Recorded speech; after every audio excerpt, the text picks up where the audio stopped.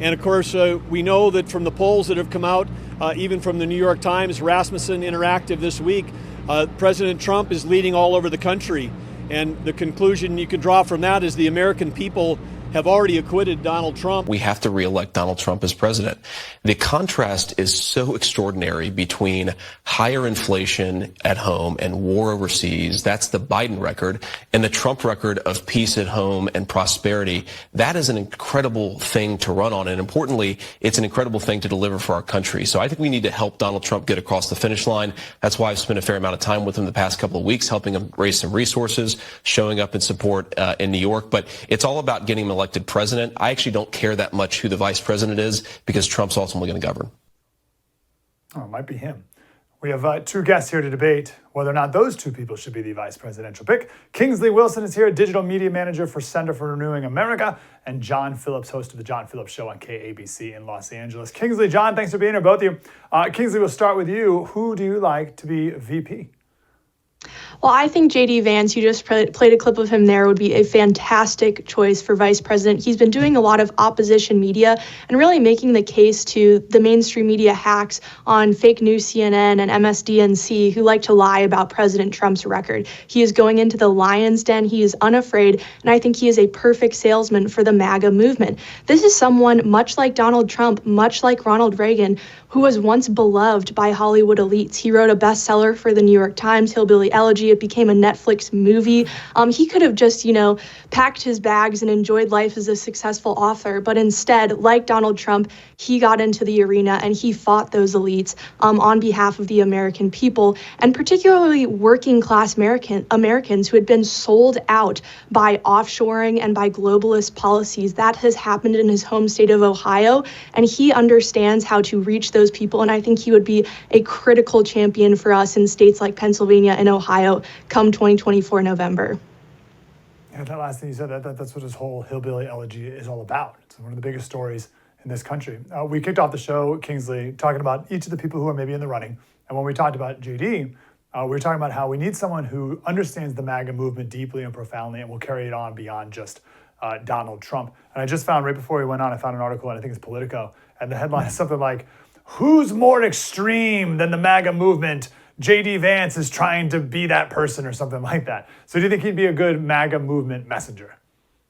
Absolutely, and I think his youth would be a huge asset too, as we consider who's going to really carry that torch for President Trump. Right? The movement we started in 2016 is not just a single 2 terms. It is going to take grit and time to undo the Washington, D.C. swamp that is so entrenched in the Beltway here in D.C. These coastal elites aren't going to go down without a fight. So we have to think, I think, as Republicans forward after President Trump's second term in office, who is going to be the person that is going to deliver on those America First populist policies. And I think J.D. Vance has proven he is that guy. He has been a fantastic senator, fought Ukraine aid. He has stood up for life. He has fought the lawfare that President Trump is currently dealing with. He's been a fantastic surrogate for that. And I think that he would just be the perfect person to continue this fight because, as I said, the swamp is real. The establishment GOP is real, and they definitely want to take back the reins of the Republican Party after Trump's second term. We can't let them do that. J.D. Vance will make sure they don't.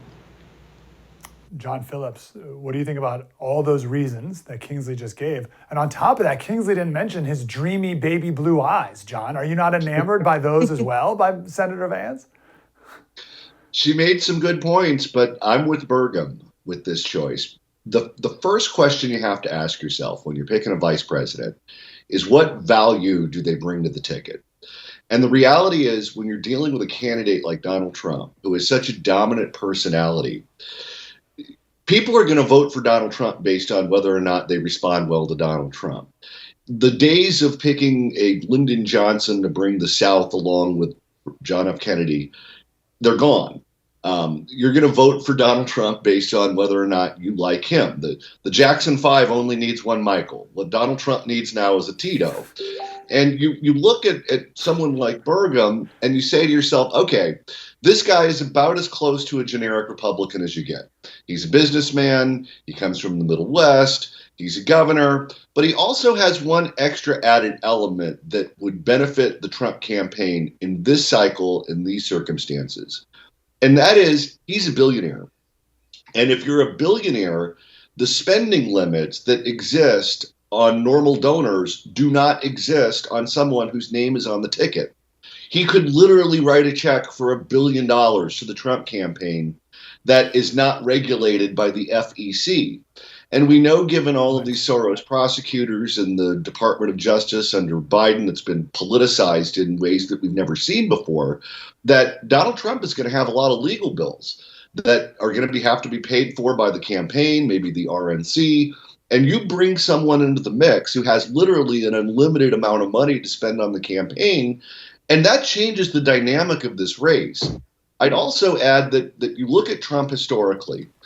He respects wealth. He respects success. He respects business people who've been able to go out and do things that other people haven't been able to do.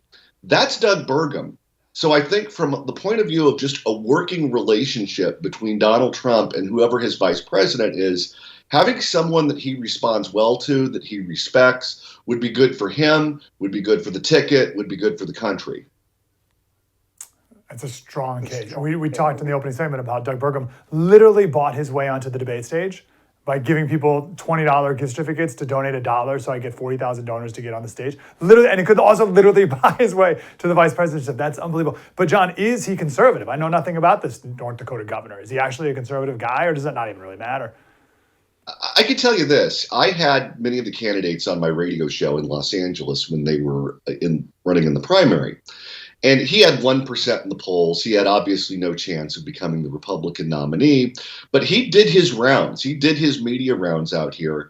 And of the candidates that I interviewed, despite my good friend Larry Elder, who I was a supporter of and was, I think, the first one to drop out, Doug Burgum was one of the most impressive candidates, if not the most impressive candidates that I had on the show.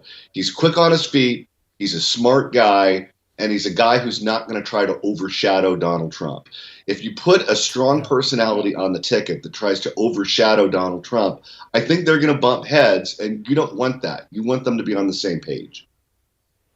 Yeah, which is kind of the role Mike Pence played as well. On that point, Kingsley, do you think J.D. Vance is too much of a personality, too much of a ball hog or a spotlight hog for that? And that'll be my last question for you. And then if you can take a second also to talk about our next guest, Ben Carson, who I think would fill that Doug Burgum role pretty well too. Not the money part, but just the taking the second stage part.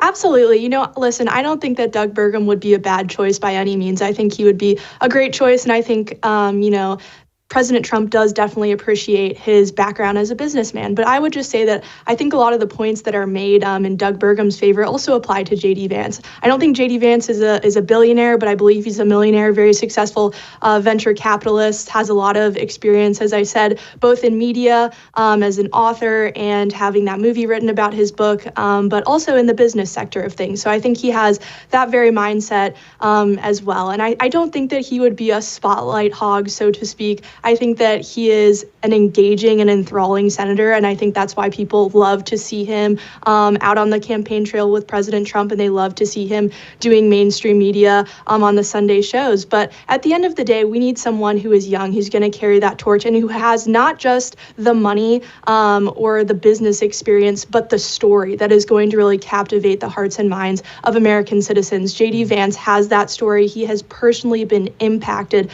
by Joe Biden's policies, right? Joe Biden was the one in 2001 who officially lobbied for China to be included into the WTO. And that really was kind of the first domino to fall in the offshoring of American manufacturing to the Chinese. I think between 2001 and 2011, in that 10-year span, we lost 2.7 million jobs to the Chinese. And a lot of those jobs were Ohio factory jobs. So I think he is the person that has the background and the story to be able to sell it to the American people because he's lived it.